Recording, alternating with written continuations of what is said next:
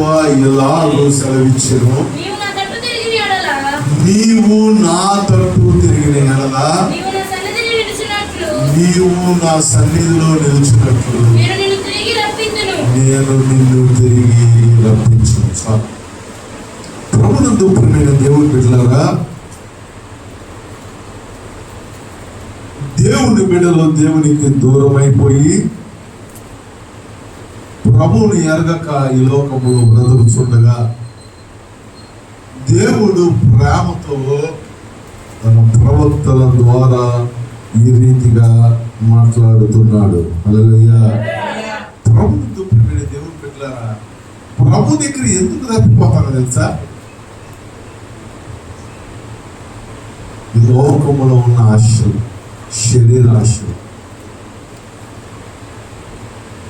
ప్రభువుతో ప్రియమైన దేవుని బిడ్డలారా, ఎందుకు ప్రభువులో కొనసాగలేక అనేక మంది ముందుకు వచ్చి వెనకెళ్ళిపోతారంటే అదే ఇర్మియా గ్రంథంలో చెప్తున్నాడు. చూడండి, 17వ అధ్యాయం 11వ చదువు.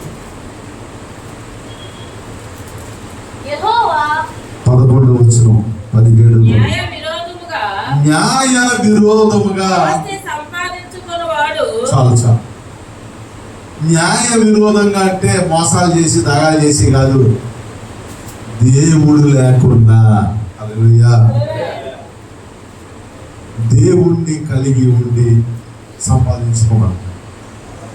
దేవుణ్ణి వదిలేసి, ప్రార్థన వదిలేసి, వీటి గురించి కాదు, రక్షించబడి ప్రార్థనకు వస్తూ దేవుని యొక్క భయభక్తులు కలిగి దేవుని యొక్క ఆజ్ఞలు పాటించవలసిన స్వామి సాక్షి చెప్పాడు, కుమారుడా మేఘాలంతా లేకన్నా నేను అనుకున్నా ప్రభువా, కుమారుడా ఉపవాస ప్రార్థన పోతే లెక్సిల్లు అంటాడేమో, కుమారుడా ప్రార్థనలు వదిలేసావు, దేవుడు ఆజ్ఞలు వదిలేసావు, ఆసక్తిని వదిలేసామని మీరు అందరూ ప్రార్థన చేయాలి. మనం అది మాట్లాడిన దేవుడు కుమారుడు ఇది కూడా మాట్లాడాలి. హల్లెలూయా. మరి అంతే కదా, మరి ప్రభు ఇది కూడా మాట్లాడాడు. దేవుడు వారి సొంత మీద మంచిదే కాదంటలేదు. మరి అలాగే ఆజ్ఞలు భయభక్తులు కూడా కుమారుగా ఆజ్ఞలు తప్పిపోతాం ఏంటి? ఏంటి అసలు భయభక్తులు ఇచ్చేసి ఈలు కుదిరినప్పుడు వచ్చి ఈలు కుదిరినప్పుడు చేస్తాం ప్రార్థన. ఇది అవసరలేదంటే మా పవన్ కూడా చెప్పు, మాకు ఇది అవ్వదు. ఇది కాదు, ఆజ్ఞలు ఆజ్ఞలు అంటే ఆజ్ఞలే. ప్రభువునందు ప్రియమైన దేవుని బిడ్డలారా, న్యాయ విరోధముగా చదువు. న్యాయ విరోధముగా ఆస్తి సంపాదించుకునేవాడు అంతే. దేవుని వదిలేసి, పేపర్ వదిలేసి, 4 రూపాయలు అమ్మది అంట, 4 రాళ్ళు ఎత్తి మీద వేసుకోబోతే రేపు పెట్టాం, ఎవడు తీసుకెళ్తాడు, ఎవడు మోస్తాడు, 4 రూపాయల కోసం పరిగెత్తి న్యాయ విరోధముగా ఆస్తిని సంపాదించుకునేవాడు సగము ప్రాయములో వాడు దానిని విడవవలసి వచ్చును. అబ్బా, ఎంత బాధేసినా నాకు ఈ బాధ. డబ్బులు డబ్బులు డబ్బులు మరి అంటున్నారు. ఆ డబ్బులు చూసుకొని తినే సగప్రాయం కూడా అంట. నేను చెప్తాను, దేవుడు లేకుండా ఏదిగా చెప్పి అమ్మాయి డబ్బులు సంగతి పక్కన పెట్టి ఆస్తులు తాగుతాయి, మంచి ఆరోగ్యం ఇచ్చాడు, హాస్పిటల్కి వెళ్ళాల్సిన పని లేదు, ఆయుష్ ఇచ్చాడు, మంచి బిడ్డలను ఇచ్చాడు, తాగుబోతులు కాదు, అవసరాలు కాదు, చక్కగా కుటుంబంతో రక్షించబడ్డారు, చక్కగా భర్తను తీసుకొచ్చాడు, డైలీ డబ్బులు తెచ్చిస్తున్నాడు. ఇంకెంతకన్నా ఏంటి? పరలోక కుటుంబం లాగా ఉంటే పరలోక రాజ్యం ఇలాగే ఉంటది. భూమి మీద పరలోకం లాగా ఉంటే చక్కగా దేవుడు పని చేసుకోవడం, పరిశీలన చేయి, ఆత్మల పట్టు, ఇంకా దేవుడిని దీపిస్తాడు. ఎవరిని అడుక్కునే బాపలేదు, ఎవరి దగ్గర సహాయం కలగక్కర్లా, అనేకులు నీ దగ్గరికి దేవుడు నడిపిస్తాడు. న్యాయ విరోధముగా దేవునికి విరోధముగా, దేవుడు లేకుండా మనం ఏమి సంపాదించినా అది మన దగ్గర ఉండదు. చెప్తున్నాడు, వారు సగకాలం మాత్రమే, ఆయుష్ పూర్తిగా ఎత్తాడు, సగం బతుకుతారు. ప్రభుత్వ మీరు దేవుడు పెట్టారా ఇక్కడ 19వ వచనంలో, కాబట్టి యెహోవా ఎలాగూ సెలవిస్తున్నాడు, చాలు ఇప్పుడు దాకా తిరిగాం, ఇప్పుడు దాకా తిరిగాం, ఇప్పుడు దాకా నెక్స్ట్ వచ్చిన వెళ్ళాం, నెక్స్ట్ వచ్చిన చేసాం, ఇప్పుడు దాకా నెక్స్ట్ వచ్చిన బ్రతికాం, ఎప్పటికైనా ప్రభుత్వ దేవుడు అవకాశం ఇస్తాడు, సద్వినియోగం చేసుకోవాలి. ప్రభు పొద్దాక మాట్లాడు, పొద్దాక మన నన్ను చూడలేడు, పొద్దాక మన ఎంత చూడలేనా ఎన్నిసార్లు ఇక చాలు, నీవు నా తట్టు తిరిగిన ఎడలా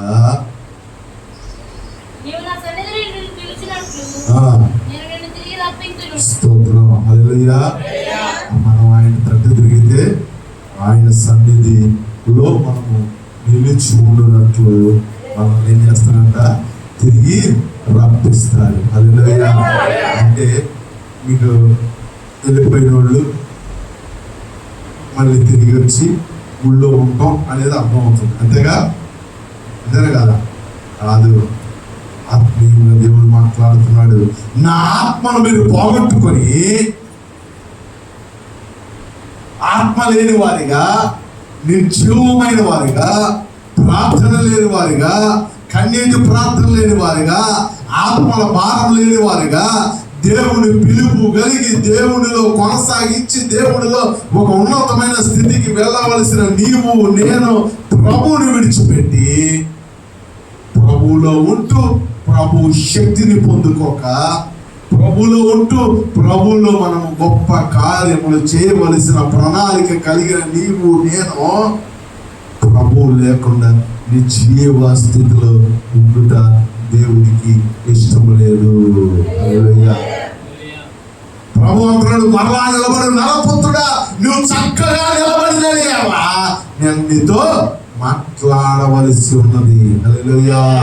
నువ్వు చక్కగా నిలబడితే, భక్తిలో నిలబడితే, ప్రార్థనలో నిలబడితే, విశ్వాసంలో నిలబడితే, ఆజ్ఞలో నిలబడితే, భయభక్తుల్లో నిలబడితే దేవుడు మరలా మనల్ని వాడుకోవటానికి ఇష్టపడుతున్నాడు. హల్లెలూయా.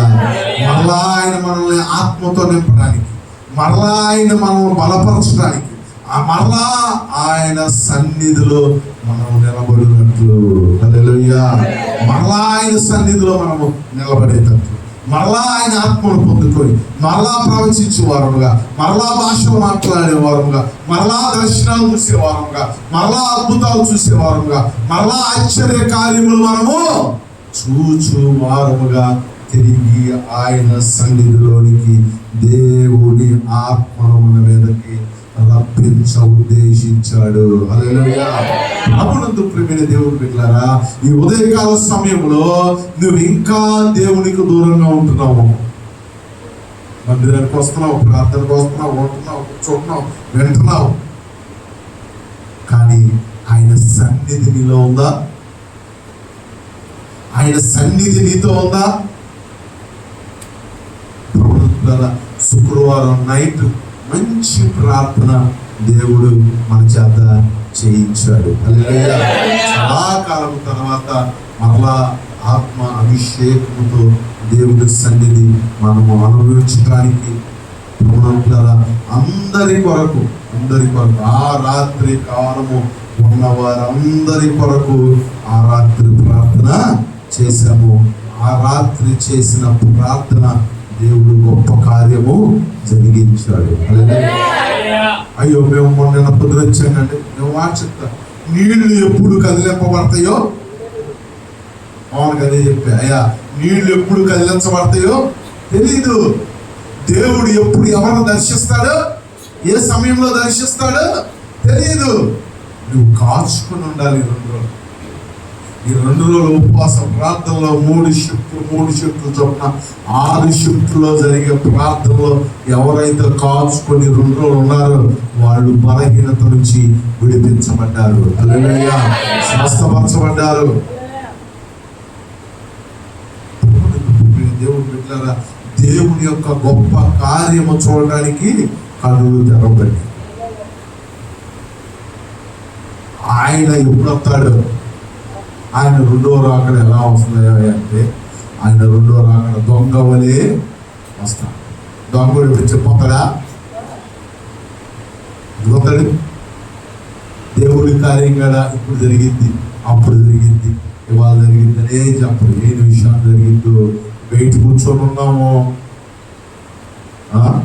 జరిగిపోయిందంటే. 10ంటికి మొదలైన కార్యం 11:30 పావుతకు 12 అయింది. మొత్తం స్టోరీ మొత్తం పిక్చర్ అని చెప్పాను. లోపల కొంతమంది కొత్త నిద్రపోతారు. 2:30 గొప్ప కార్యం. కనులు అంటుకున్న కళ్ళు తెరవని అంతే. దేవుడు పెట్టారా? ఏమో దేవుడు ఎప్పుడు మాట్లాడతాడు, ఆయన ఎప్పుడు మాట్లాడతాడు, ఎప్పుడు కార్యం చేస్తాడు, ఎప్పుడు నీళ్లు కదిలించబడతాయి, ఎప్పుడు తోకాల్సి వచ్చిందో నాకేం తెలుసు. దేవుడు పెట్టారా? అందుకని దేవుడు చెప్తున్నాడు, నీవు నా తట్టు తిరిగిన ఎడల నా సన్నిధిలో నిలిచినట్లు నిన్ను తిరిగి రప్పిస్తున్నాను. ఆయన సన్నిధి మనకు తోడుగా ఉండాలి. హల్లెలూయా. నా సన్నిధి నీకు తోడుగా వచ్చునుగాక అంటాడు. ఆయన రావాలండి మనతో, ఆయన ఉండాలి.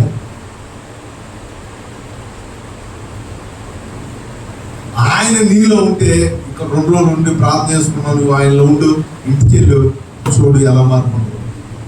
ఎక్కడ ఈ బొమ్మ అయితే మరి మారిపోతాయి మన మనసు. లేదు, అలా ఉంచుకోకూడదు, మార్చుకో.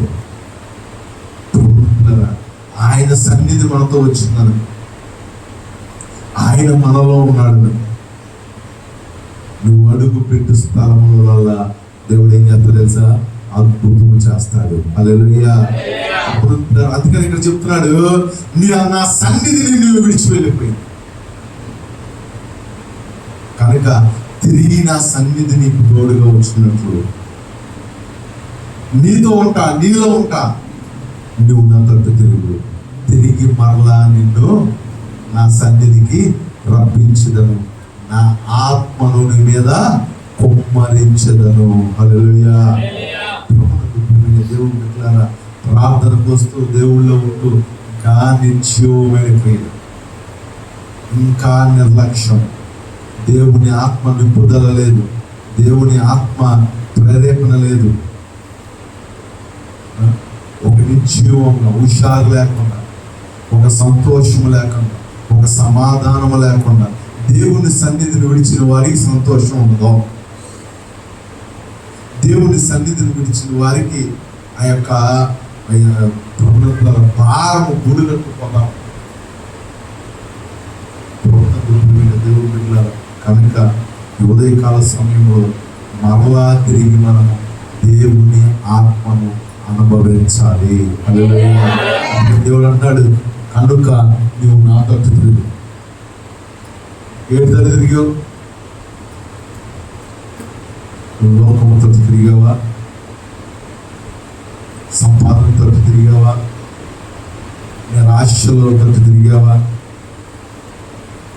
వ్యసనాలు తట్టు తిరిగావా? ఏ తట్టు తిరిగావో మరలా ఆయన తట్టు తిరిగినట్లయితే ఆయన సన్నిధిలో నిలిచే భాగ్యాన్ని దేవుడు మనకి అనుగ్రహిస్తాడు. చదువు. ఏవి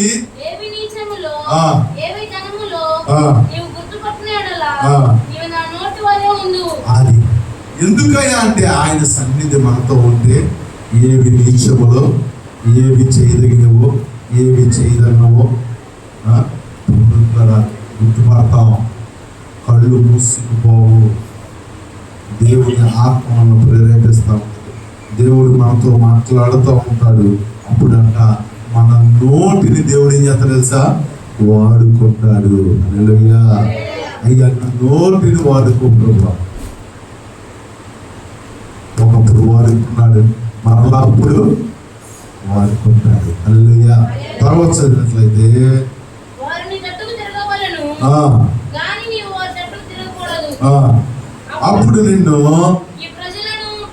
అప్పుడు నిన్ను ఈ ప్రజలను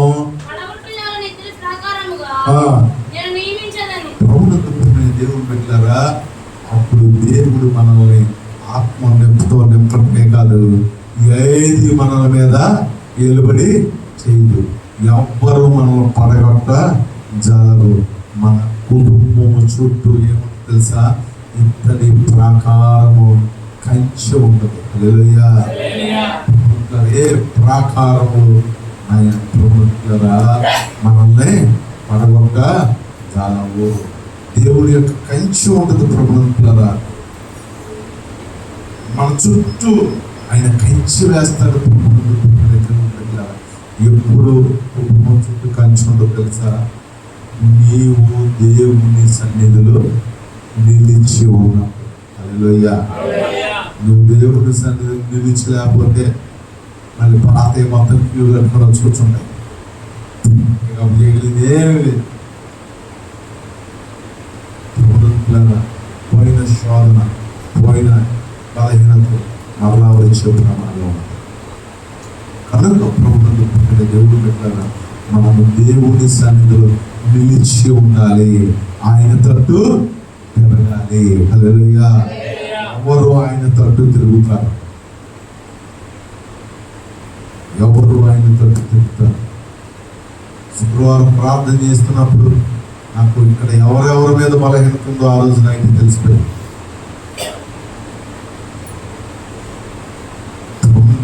దేవుడు పెట్టారు ఎవరు బలహీనులుగా ఉన్నారు, ఎవరు నెమ్మది లేకుండా ఉన్నారు, దేవుడు మాట్లాడుతున్నారు. దేవుడు పెట్టారా, ఈ ఉదయకాల సమయంలో కూడా దేవుడు మనతో మాట్లాడుతున్నాడు. హల్లెలూయా. నువ్వు నా తట్టు తిరుగు, నువ్వు నా తట్టు తిరిగితే నా సన్నిధి నీలోకి వచ్చింది. నీవు నీ నోటిని నా వాక్కుగా వాడుకుంటాను. నీ చుట్టూ, నీ కుటుంబం చుట్టూ, నీ ప్రజల చుట్టూ, నీ సంఘం చుట్టూ ఇంతట ప్రాకారముల కంచె వేయబడుతుంది. హల్లెలూయా. దేవుడు పెట్టినారు. అంతేగా చెప్తున్నాడు, నిన్ను రక్షించుటకు, విడిపించుటకును నేను నీకు తోడై ఉన్నాను. నీ మీద యుద్ధము చేయుదురు గాని నిన్ను జయింపకపోదురని యెహోవా సెలవిస్తున్నాడు. హల్లెలూయా. లెగుతారు, ఎంతో మంది ఏదో అంటారు, లెగుస్తారు, దేవుడు ఏదో శాస్త్రం ఉంటాడు, ఆడి మన ఏదో చెయ్యాన్ని దేవుడు చూడవాడు. అంతే, నీ అనారోగ్యం మీద ఆడికి జయం లేదు, నీ బలహీనత మీద ఆడికి జయం లేదు. వేస్తాడు, మన బలహీనలు కాబట్టి మన బలహీనత మీద దెబ్బకుండా చూస్తాడు, కానీ జయము మాత్రము దేవుడు వారికి ఇవ్వడు. ఎప్పుడు తెలుసా, మనము ఆయన తట్టు తిరిగి ఎడలా. ప్రభుత్వారా, ఎప్పుడైతే మనం ఆయన తట్టు తిరుగుతామో ఆయన సన్నిధిని దేవుడు ఏం చేస్తాడు సార్, మనకు తోడుగా ఉంచుతాడు. హల్లెలూయా. పుట్టిన దేవుడు పెట్టారా, ఉదయకాల సమయంలో ఇంకా ఎవరు బలహీనంగా ఉంటారు, ఇంకా ఆయన తట్టు తిరగకుండా, ఇంకా ప్రభుత్వారా ఆత్మను పొందుకోకుండా, ఇంకా దేవుళ్ళు బలముగా ఉండకుండా, ఇంకా దేవుళ్ళు నిర్లక్ష్యముగా నిర్లక్ష్యముగాను నెమ్మది లేకుండా సర్వం కోల్పోతుంటా ఉంటారు. ఒకరు సర్వం తెలిసిపోతూ ఉంటుంది, నష్టపోతారు, కానీ తిరగదు.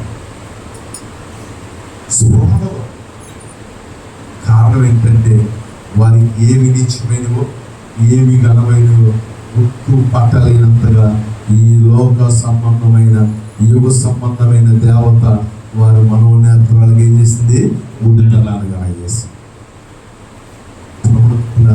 కనుక 2 రోజులు ఉపవాస ప్రార్థనలు, ఈ యొక్క స్పెషల్ పునరుత్థాన దినాన మనం గుర్తుపట్టాలి.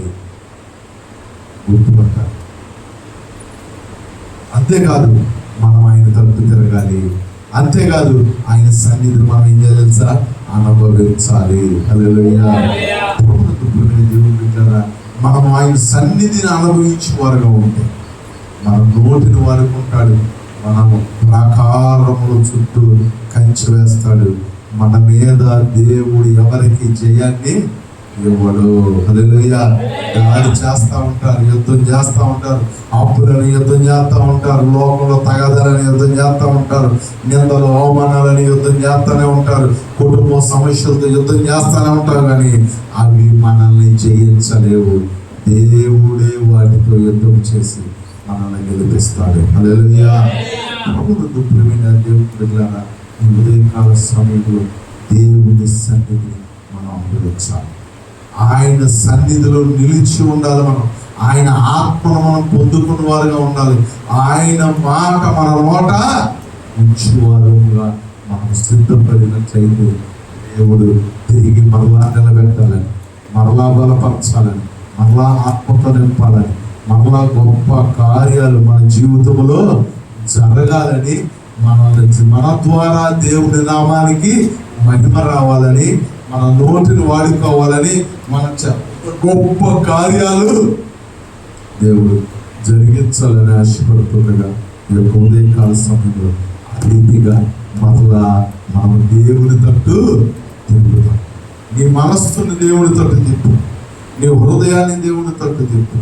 నువ్వు దేవుని తట్టు తిరిగినట్లయితే అతి గొప్ప కార్యములు దేవుడు మన జీవితంలో జరిగించును గాక.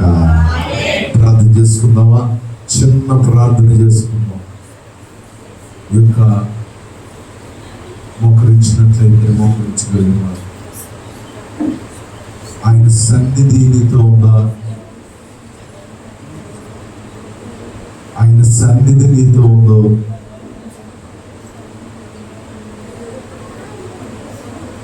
నువ్వు ఏ తట్టు తిరిగి ఉన్నావో ప్రభువా ఘనమైన నామమునకు కోట్లాది స్తోత్రములు వందనాలయ్యా. ప్రభువా, ఒకప్పుడు ఉన్న ఆసక్తి నాలో లేదు ప్రభువా, ఒకప్పుడు ఉన్న భారము నాలో లేదు ప్రభువా. అయినా పాపిని అయినా తిరిగి నీ తరపునాడు తిరిగి తిరిగి మరలా నీ తరపునే తిరుగునట్లు, తిరిగి మరలా నీ తరపునే తిరుగునట్లు నీ కృపను గ్రహించిందయ్యా. పరిశుద్ధ ఆత్మ తండ్రి, తిరిగి మరలా బలపరచుందయ్యా, తిరిగి మరలా బలపరచుందయ్యా, తిరిగి మరలా బలపరచుందయ్యా, తిరిగి మరలా బలపరచుంది.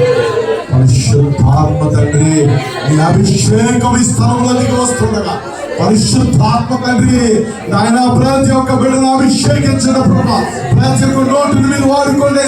తిరిగి పడిపోయిన వాళ్ళు తిరిగి ఉంచుకోవాలి, తిరిగి లేచినట్లయినా ఈ ఉదయకాలము ప్రయత్నాల శక్తి అభిషేకంలో కుమరించి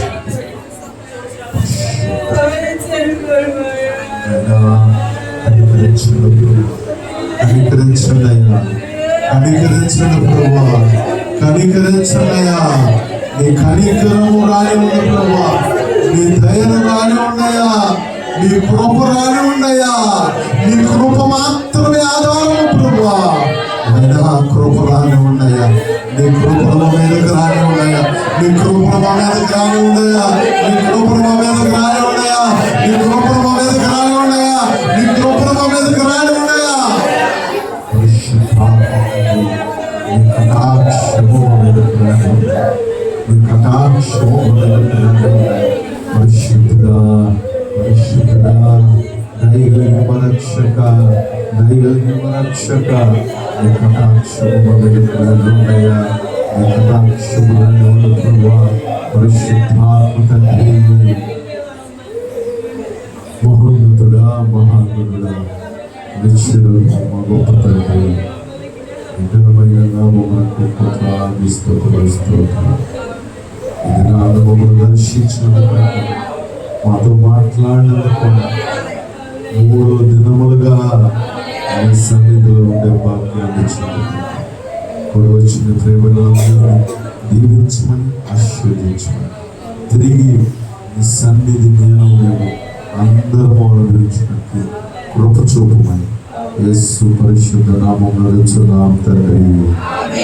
అందరూ